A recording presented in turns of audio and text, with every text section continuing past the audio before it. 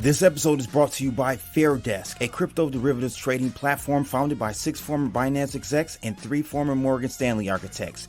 FairDesk is a company focused on building a platform that enables traders to profit from both rising and falling markets. Sign up today and CB will credit you up to $600 in trading funds. For more information, visit fairdesk.com, link in the description below.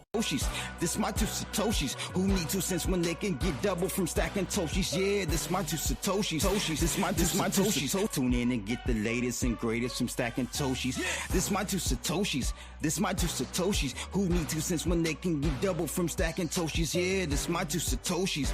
This my two Satoshis. Tune in and get the latest and greatest from stacking Toshis. Yeah, that's where you need to get the real news at. Stop messing with them lames out there. CBTV. We out of here. Pop! Fuck it! Do it live! I'll write it and we'll do it live! Okay. Ready? Fucking thing sucks! We'll do it live. Okay. Yes, indeed, ladies and gentlemen, we are doing it live. Welcome to another episode of My Two Satoshis with yours truly, Crypto Blood. Yes. We got a few people in the building right now. Make sure you guys hit that like button. That's what I need you to do. They're still shadow banning me. They won't be for much longer, though. I got tricks up my sleeves, ladies and gents. I got some tricks up my sleeves. Actually, I don't. But you're the trick. I need you to smash that like button right now. Matter of fact, I got a new one for you. I got a new meme for a new gift for you. Get up there, scroll up, and start smacking that like button right now. Yes, indeed. Like Curly, please. Curly, the like button right now, ladies and gents. Thank you for tuning in. Welcome to another episode of My Two Satoshis. And we're going to get right into it because today, man, I was kind of shocked to see an OG Bitcoiner, Chamath, come out and make this comment. We're going to go through it in a second here. Tune in to the end. And I also got something about Litecoin. I told you last week that there was some type of stat that came out. We're going to go over that stat because Litecoin just passed Bitcoin in this very key metric. Honestly, I'm kind of shocked. Let's give a round of applause to Litecoin. OG, that was my first altcoin. That was my first coin I ever mined back in the day, Litecoin. So, hey, it's got a place in my heart for sure. So, again, some interesting topics for us today. We're going to get into it. The most interesting ones at the tail end. You got to stay to the end to hear what I got to say. I got some stuff to really bring to your attention and give you my two Satoshis on. So let's go ahead and get into it, guys. Again, make sure you scroll that screen up or use that thumb to scroll on up on your phones right now and smack that like button for me, please. Much needed. We got 23 people in the building right now, so please hit that thumbs up for me. Much appreciated. Now, if you don't know, now you know. I'm over on Rumble, so come rumble with me in the jungle, please. My two Satoshis, 151 subscribers now. Round of applause for that. I mean, we're getting somewhere, ladies and gents. We're getting somewhere. In a minute, I'm gonna have more subscribers on Rumble than I do on YouTube. I'm just saying, like, they're definitely suppressing CB on YouTube. But again, I got some tricks up my sleeve. Actually, it's not even me. It's just something that's going to be happening in the next couple of months that definitely will bring more attention to the channel. So, hey, we'll see what happens then. We'll see if they up the shadow banning. Hit me up on Twitter as well, guys. This is where I'm most active. So if you want to hit me up, want me to see something, please tweet me, chime in, DM me. Yo, you can't DM me. I have to follow you to be a DMer. So unfortunately, if I'm not following you, you can't DM me. But you can add me, and I will get right back to you at CryptoBlood, excuse me, _ at CryptoBlood _ on Twitter. And of course, if you guys are into trading, I have a great partnership with FairDesk, giving away deposit bonuses. And these bonuses are basically trading money. It's bonuses on your account. You can't withdraw it, but it goes against your losses and your trading fees. It goes against up to, let's say you lose $100. Well, it will deduct $60 from your bonus fund, and you'll take a $40 loss. So it buffers you 60% of your losses, each loss that you have, while you, of course, have that deposit reward. So right now, I'm giving away $100 if you deposit at least $2,000 with Fair Desk using the link in the description below. You have to use that link. I'm giving away $2,000, 2 G's if you deposit 50K, and all the way up to, guys, to look, $35,000 if you deposit $250,000 with Fair Desk. I've been with them for over a year and a half now. They made it through the storm. They are Gucci. I really love their interface, and they have a very simple and quick way of trading, and they're adding pairs all the time. So shout out to them. This is the new schedule, by the way. Live streams Mondays, Wednesdays, and Fridays. All right. I'll do my 2 Satoshis. These are basically videos going over the latest news in crypto. I'm giving you my analysis. I've been in the game for 10 years, guys. In March of this year marked 10 years in crypto. So you're not hearing it from a fly-by-night individual who just got in, caught the wave, and, I don't know, 2021, 2020, 2017 was a huge adoption phase in crypto. Been in it since 2013, guys.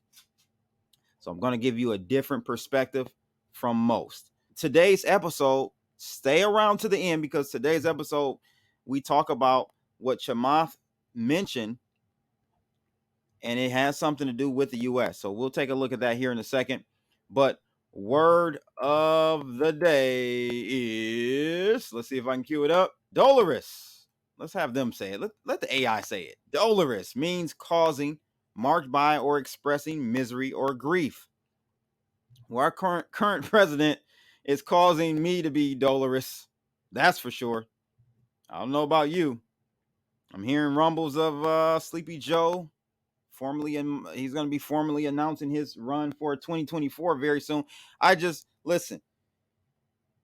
If this guy wins again, I don't care. All you naysayers about stuff was not rigged and the election was not stolen and all of this, you cannot tell me that Sleepy Joe can win again. I can't see it. Not fairly.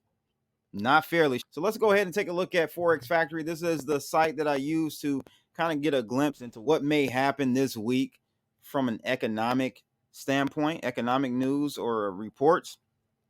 And there's nothing really going on until Wednesday, to be honest with you guys. I mean, we do have CB consumer confidence. Yes, Crypto Blood has its own economic report number come out every month. You didn't know, now you know. But consumer confidence number, I'll be putting out on tomorrow at 10 a.m. Nothing going on Wednesday, but Thursday there is some action for us. 8:30 a.m. advanced GDP quarter to quarter and unemployment claims coming out at 8:30 as well. That's pretty much it this week. I didn't see anything else that would move the needle, really, in my opinion. I mean, we do have, sorry, I spoke too soon. Core PCE is very important to the Federal Reserve. They look at this number more than anything else. So this will rock the markets on Friday. So look out for that too. I'll remind you tomorrow. So let's go ahead and move to this. Listen, you guys, you can't make this shit up, guys. I swear to you. Look at this. So I wake up this morning, and what do I see on Google News? I see CNN saying Tucker Carlson out at Fox News. Then I scroll down. First of all, I'm like, damn, that's crazy. Tucker's out. Okay. Wasn't a huge fan of him. I couldn't get over the facial expressions or lack thereof he would always make or not make, depending on how you want to look at it. Just funny. It was like he was always trolling.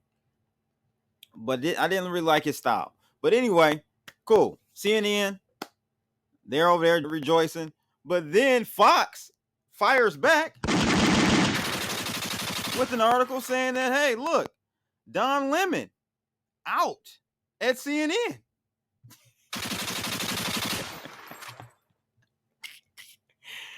Guys, you can't make this stuff up. I promise you.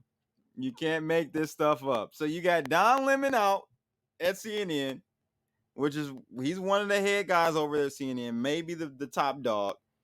And then you got Tucker Carlson out at Fox. I mean, mainstream media is just they're just going down in flames. They're just going down in flames, to be honest with you. I mean, it was like a shootout at high noon. They just took each other out, like a lose-lose situation, right? So, yep, Don Lemon. I can't stand this guy. This guy, Don Lemon. I can't stand him. But yeah, he said, I was informed this morning by my agent that I have been terminated by CNN. I'm stunned. All you did was push left-wing propaganda. Goes on to say here, after 17 years at CNN, I would have thought that someone in management would have had the decency to tell me directly. At no time was I ever given any indication that I would not be able to continue to do the work I have loved at the network. Boo-hoo. Boo-hoo. Start a YouTube channel, homie. It's over. It's done data. For your Don Lemon. Absolutely crazy. Then again, like I told you guys just a second ago, Tucker Carlson out at Fox. They didn't give a reason why Donald Lemon, Fruity Lemon was out. Not sure why he's out. They didn't give a reason. I think there was some internal feuding going on. I went through this article, couldn't find it. But they did give a reason why Tucker Fucker Carlson was ousted at Fox News. Essentially, looks like there were private messages. So I know you guys probably know about this Dominion voting system lawsuit that was filed against Fox, which they ended up ultimately settling. Fox settled for I think $787 million. Good God. Round of applause to them. That is insane. That's a payday for you. That is a payday for you. Anyhow, so evidently, guys, through the lawsuit, okay, records became public, and it showed that Carlson had private messages. There were hundreds of them, internal communications made public in the course of the lawsuit that caused angst and embarrassment for Fox and heightened the company's legal jeopardy. Carlson expressed skepticism of the election fraud claims made on air. I don't know if he left or they booted him. Not sure. Notably, Carlson was not given a chance to say goodbye to the mammoth audience he had amassed in the years as primetime host. Well, Carlson, you and Don Lemon can go ahead and start your own show together. Maybe that'll work. Nah, that would never work. Wasn't a huge fan of this guy, Tucker Carlson, either, to be honest with you. Fox, not really a huge fan of Fox either. At least they are better than CNN. Like, I won't even read a CNN article. That's how bad and how much I hate CNN. CNN stands for, you guys know what it stands for, right? The Clinton News Network. All right, a round of applause for that. So the Clinton News Network, I will not watch a video. I will not watch their channel. I will not even read an article from them because it's just pure propaganda. So good for, well, it doesn't matter. MSM is done anyway. It doesn't even matter, right? And this is why, as someone said earlier, they're probably coming after your Rumbles and other alternative platforms because they want to chokehold the media. They want to really shadow ban channels like mine, channels like Rice TVX and others who are preaching the truth. So, hey, what do we do? What do we do? Well, I'll tell you what we do. You have to stand up. You can't think that they're going to make laws that are favorable to us. They won't ever do that. And this kind of parallels cryptos, guys. Like, cryptocurrencies at some point will be in most ways illegal to use, especially in the United States. So are you willing to break the law to use cryptos? That's a question you're going to have to come to grips with. And I would say the next 5 years, most cryptos will be illegal to use. And if you do use something like Bitcoin, they will have to be wallets that are whitelisted. Or other words, they're going to look at you as a terrorist. Russia, China, maybe ISIS will be back by then, and maybe they'll run that script on us then. ISIS, Shiites, whatever. You know what I mean? So it is what it is. Do you think the U.S. will ban cryptos? I really want to know what you guys think. Let's go ahead and move into the crypto news for today. Bybit to introduce mandatory KYC requirements starting May 8th.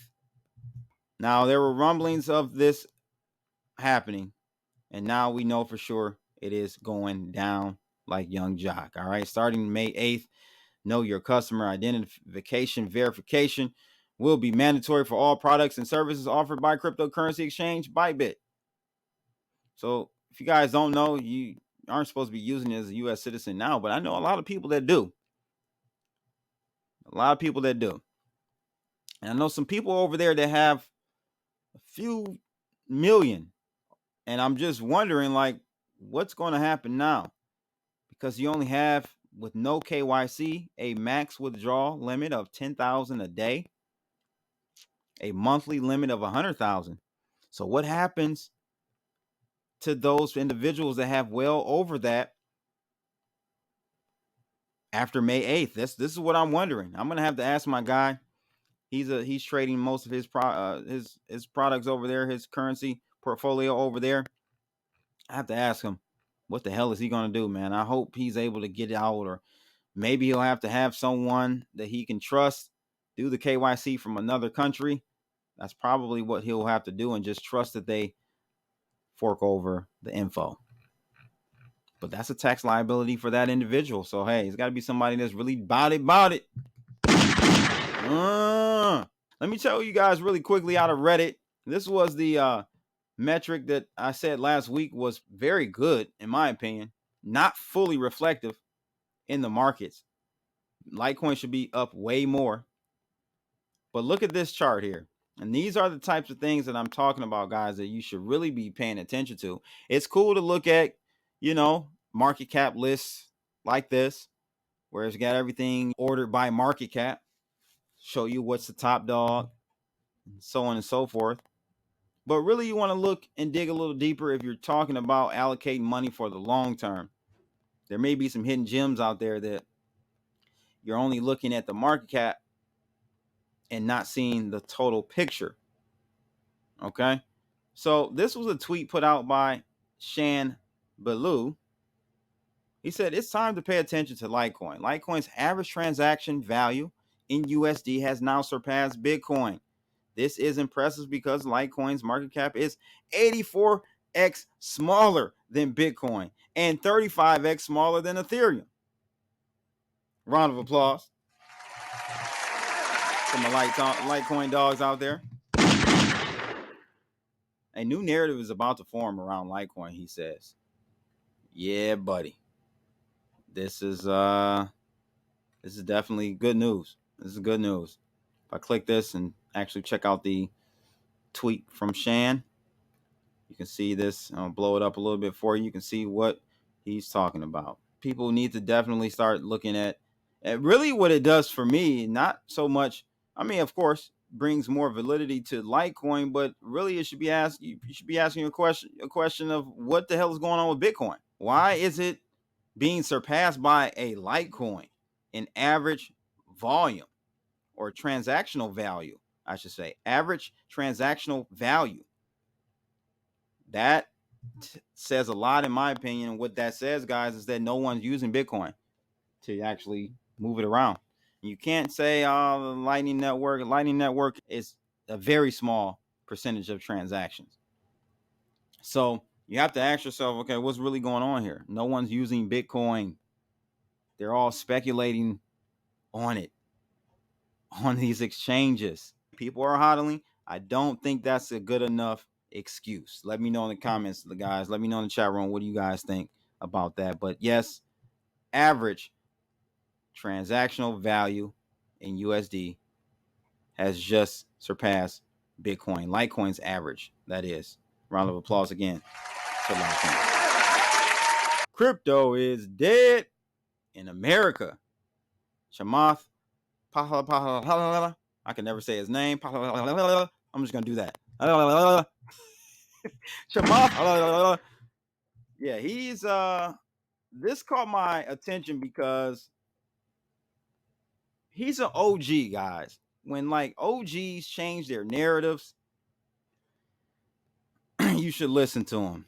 The reason I say that is an OG crypto person or an OG person in any industry who got in before most people. If they got in before, are they right all the time going forward? No, not at all.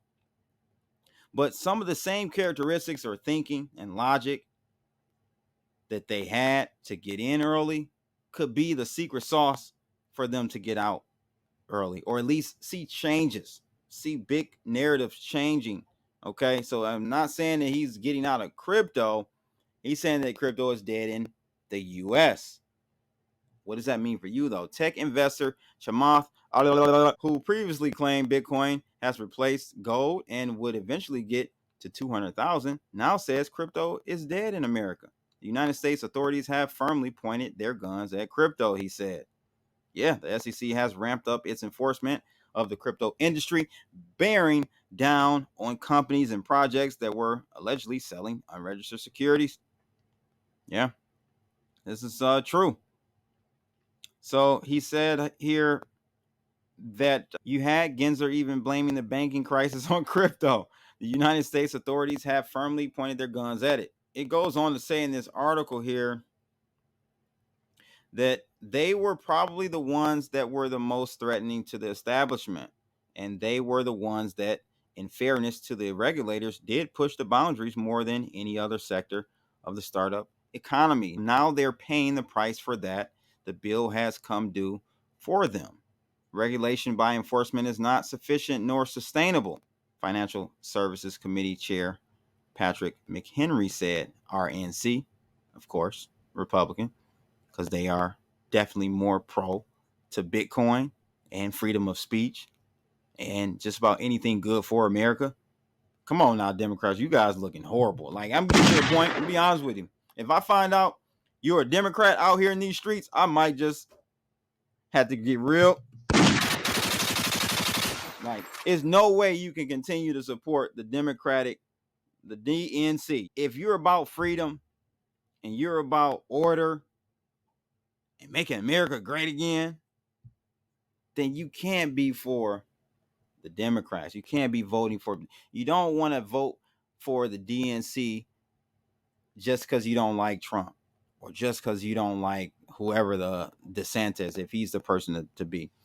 It's getting bad with the Dems, guys. It's getting to the point where, like, if you're still supportive of, become an independent. Like, you ain't got to be a Republican. I'm not even a Republican. I'm a Trump supporter. But be an independent. Like, don't give them your votes. The Democrats do not give them another single vote. What does this mean? Ultimately, what this means to me, seeing that Chamath has said this, I think this means, guys, that it may be over for huge gains for you in America holding crypto. Because what happens ultimately when the powers that be take over an industry, they kick out everyone else, let their friends and family in, and they get to eat. They write the rules. They write the rules favorable to them. So that limits your ability to make, how can I put this? Life-changing wealth, generational wealth. So this is what they do. So when he says crypto is dead, is it dead? Is the utility of crypto gone? No, not at all. But I know, just being honest, 64 people in the building right now. Shout out to everyone. I know all 64 of you right now watching, just about all 64, 99% of you are in it to win it. You're in it to make money.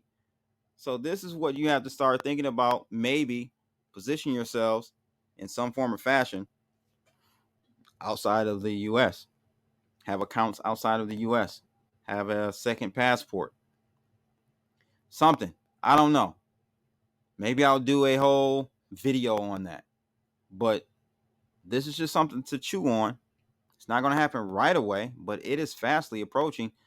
Joe Biden told us last year, leading up into the new year, he said, listen, we're about to clamp down on this crypto. He said he put out basically a memo to like 5 different agencies and told them, hey, it's time to clamp down on this.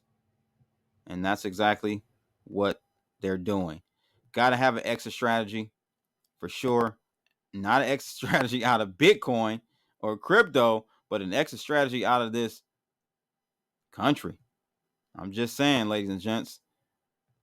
Next article out of Cointelegraph, Ethereum price lower highs versus Bitcoin hint at more downside in April. So this is something I told you guys Ethereum would do post the upgrade. And there's some evidence this is actually happening. So as of right now, ETH is holding above its 50-day moving, or I should say exponential moving average, EMA, near 0.0672 per Bitcoin. So we'll see. But as you guys can see here, there is a wedge forming that goes back to 2021. Long-term wedge being formed here, guys. What do you think is going to happen? I think it's setting up for a move down from here. Just being honest. Ethereum funds, though, this is something that's interesting. Ethereum funds attracted 17 million to their coffers in the week ending April 21st versus 53 million outflow, according to CoinShares, outflow of Bitcoin, that is. So there's a big move away from Bitcoin, and some of that is going into Ethereum, which is very interesting. In total,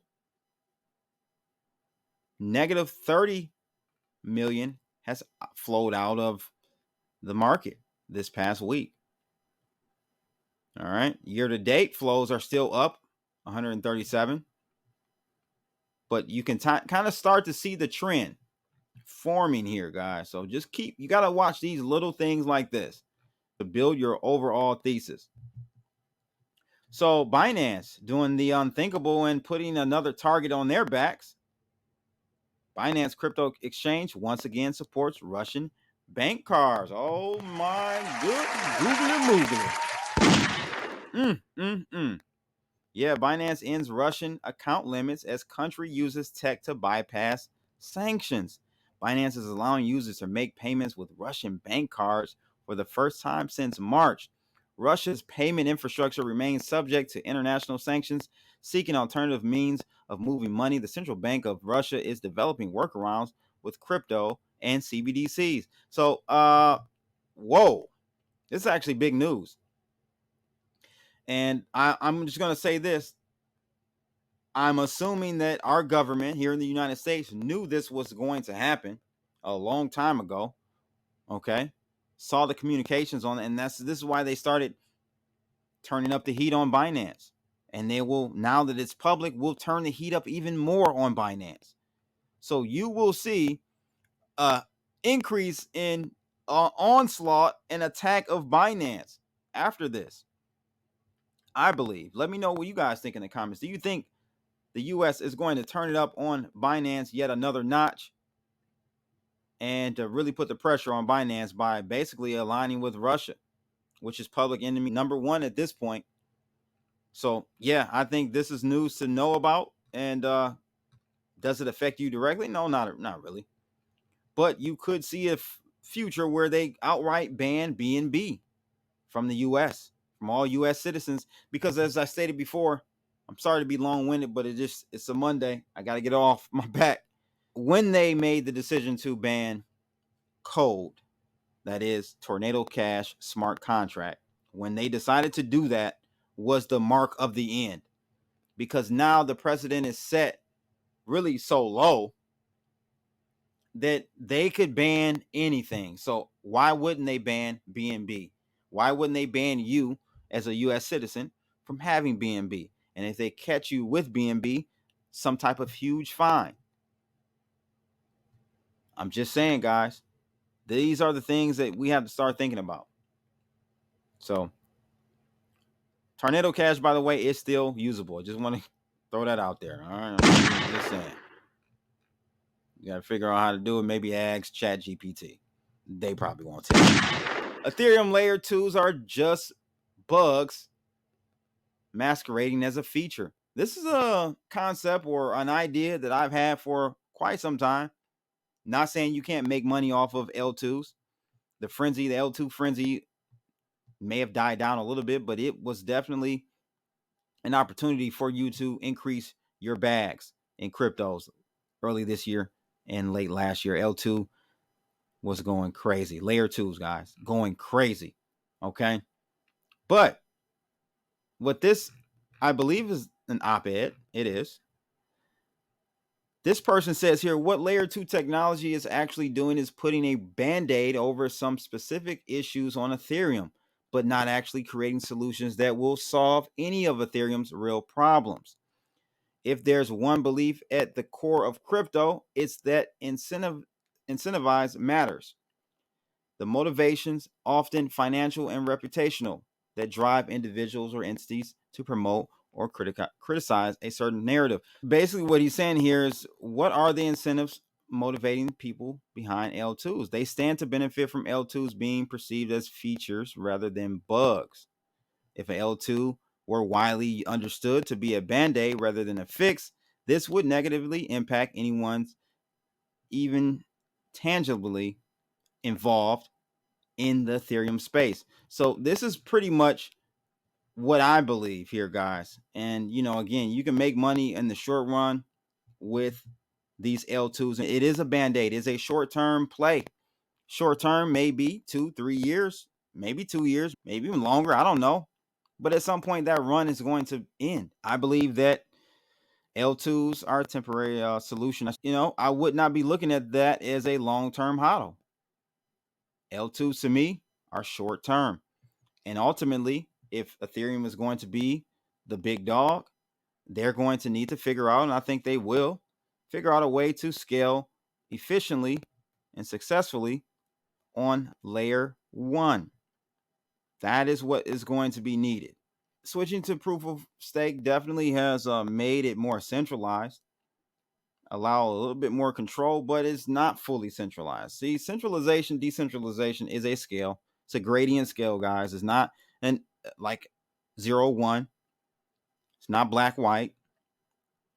It's a gradient scale. So yes, with proof of stake now, where Ethereum is, it has inched a tad bit to the left towards centralization.